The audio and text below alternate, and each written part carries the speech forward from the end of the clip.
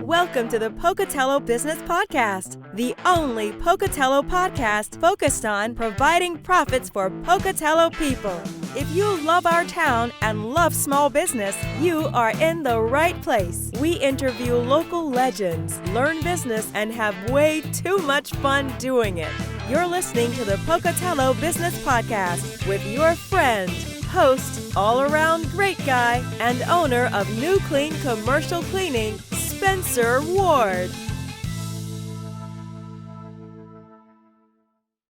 All right, guys, we are again joining you live. Well, not live, I guess it's recorded, with the Pocatello Business Podcast.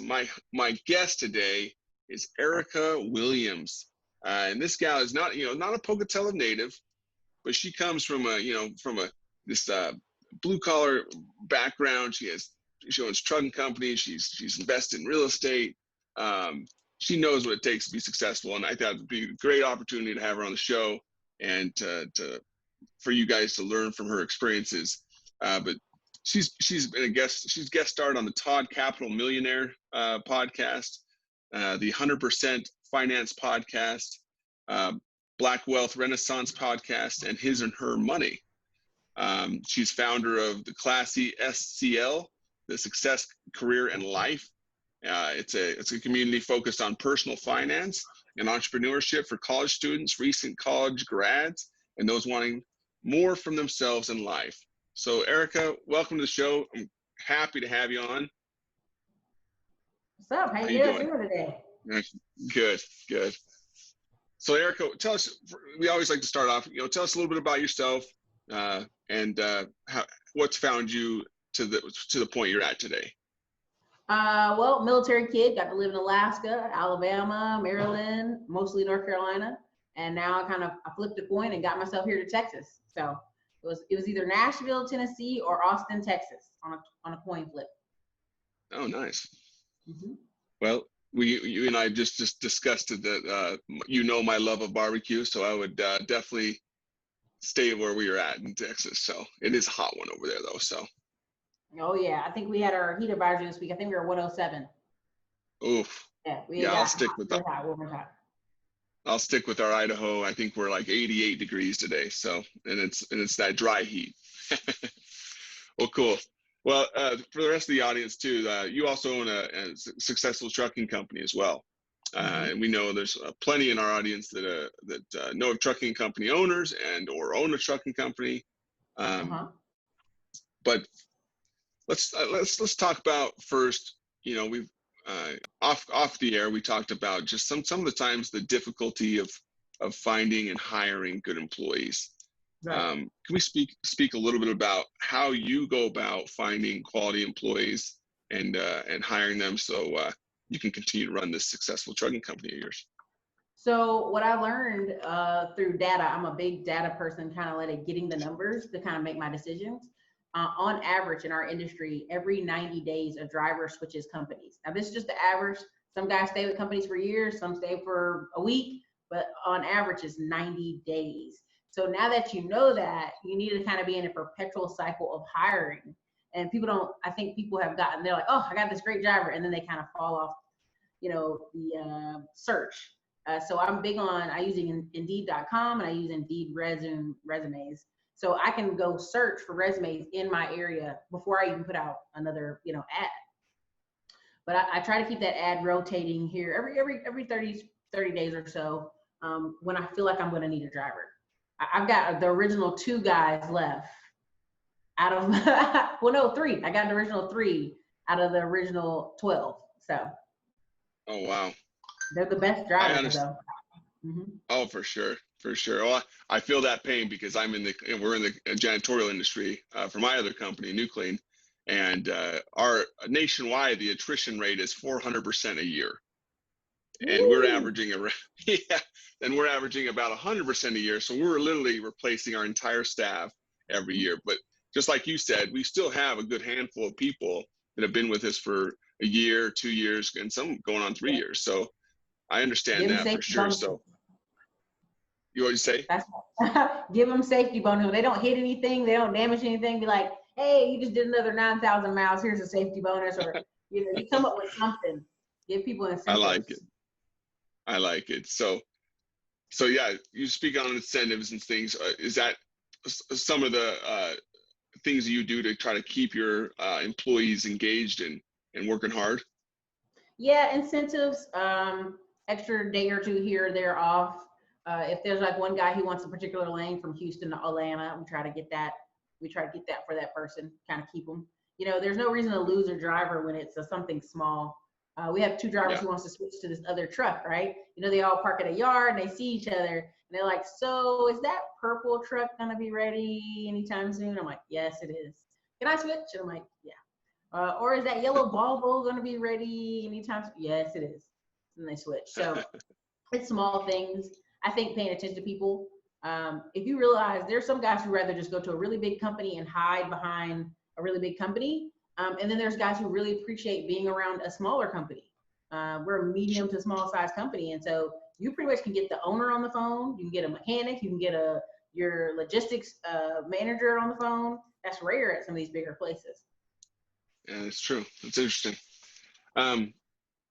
Now let's talk a little about the trucking industry a little bit too as a whole right now with the coronavirus and everything going on right now. Have you seen some weird fluctuations in the market and trying to get loads and maybe even the profitability of those loads?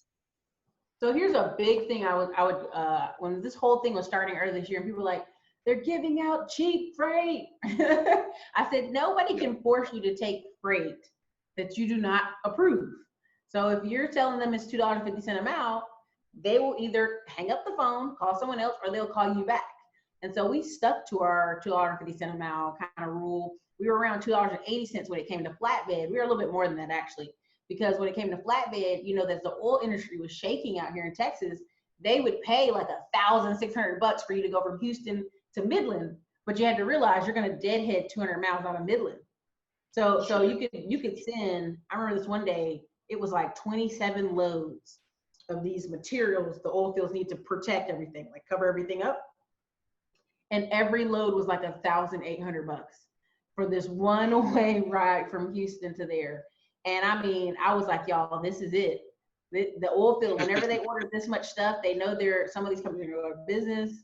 They're going to fire people. So they're getting everything they need to cover up and prepare. So take advantage of it. So for me, I was just telling people like, you have to pay attention. Like the ebbs and flows aren't as bad if people aren't over leveraged as well. So we have a lot of guys out here, they have a loan on the truck, loan on the trailer, high insurance. They're new to their field. They're using the DAC board just exclusively. In my mind, the DAC board are the leftovers. Anytime I'm talking to somebody on a DAC board, I'm trying to see if there is a lane attached to what I'm loading up on this truck. Is there opportunity for us to speak to someone on this about a lane?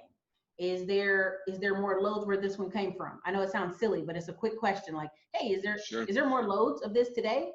I have other trucks. Well, how many trucks do you have? I have 12. And then on one of my authorities, I only had 2. But I said, hey, I have access to, a ton of trucks.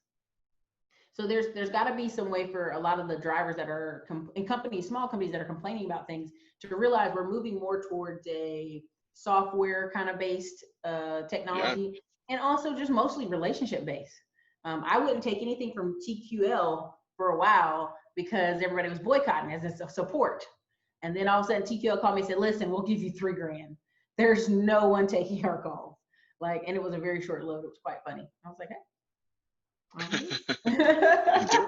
I'll make that happen for you. Well, good. I like that, because that's, I've heard from people that are in the industry that it's been hard lately to find some good loads and stuff like that, and keep things rolling. So good.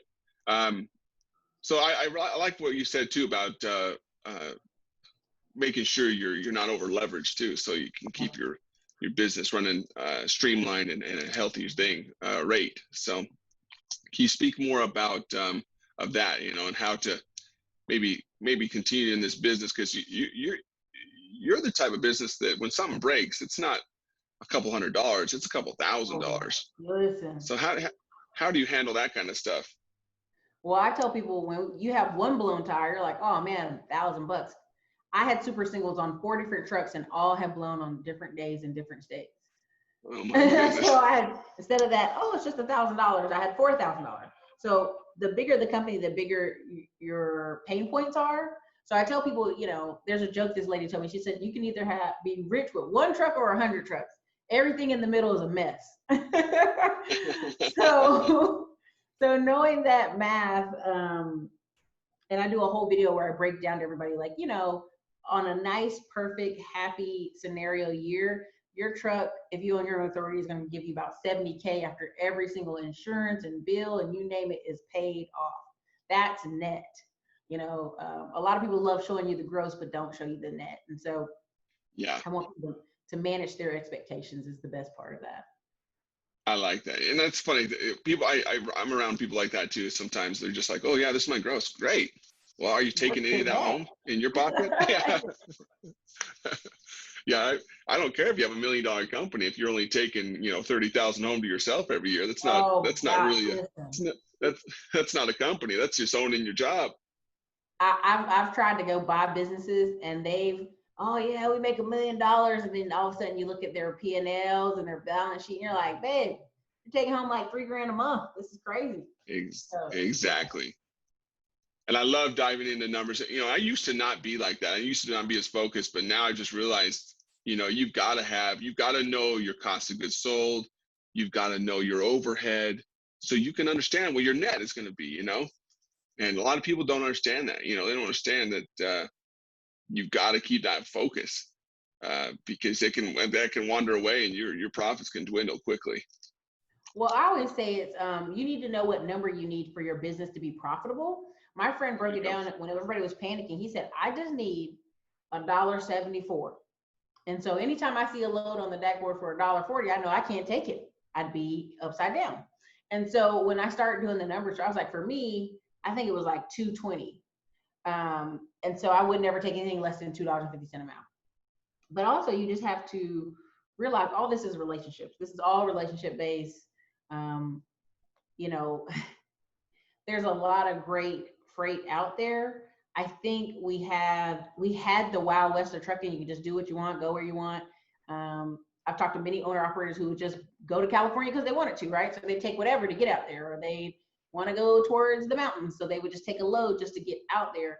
And there's a level of that is going to have to kind of cease, you know, to keep your numbers right. And so it's like, I don't want people to feel like they're not free to do whatever in their truck, but it's got to make number sense.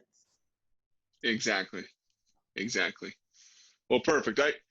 I know you're a busy woman because you're not only doing trucking and you're also in real estate investing, and you also have a very big YouTube following too, correct? Yes. I should have looked that up. It's my fault.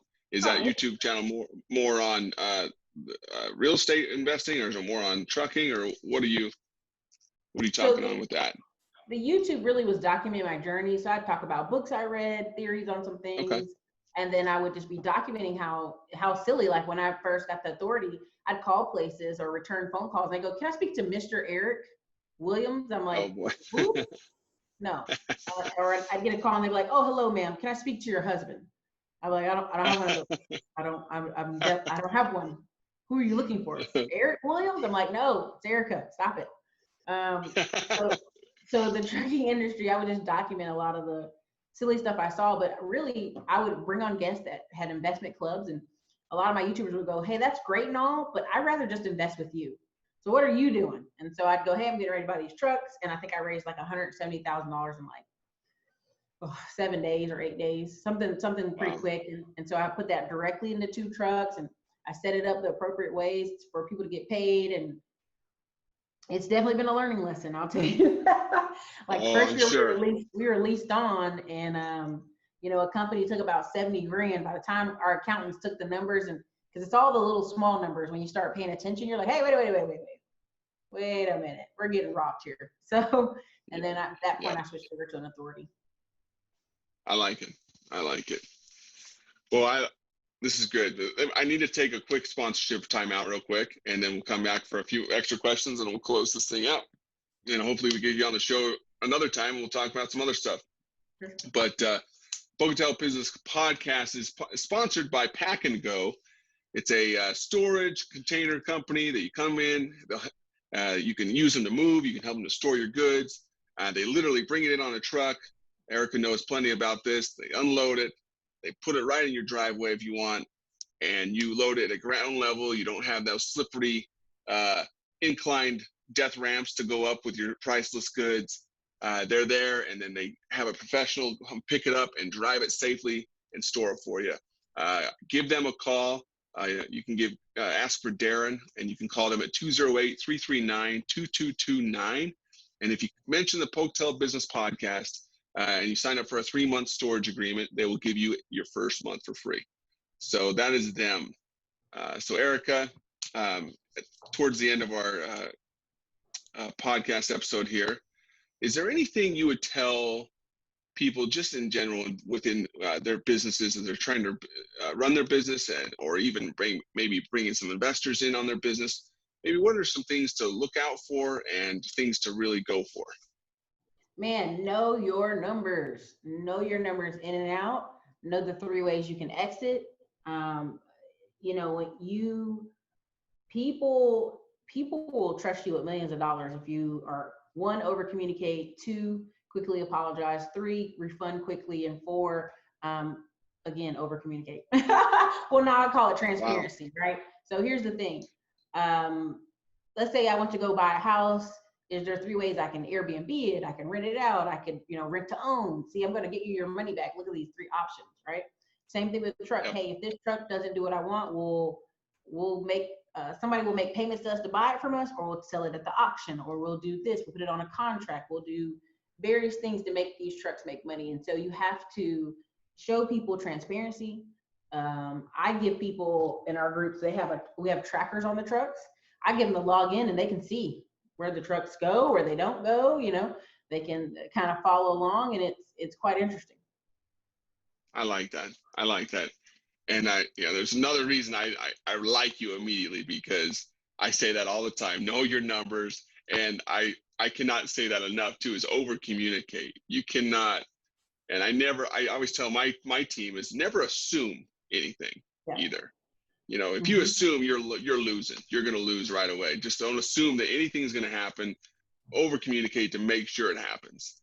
So I really appreciate that advice. So Ericka, again, appreciate you having on the show. We do have one more sponsorship timeout quickly, and it's we're also sponsored by the Dell's Outdoor Advertising. They've been around for years, guys.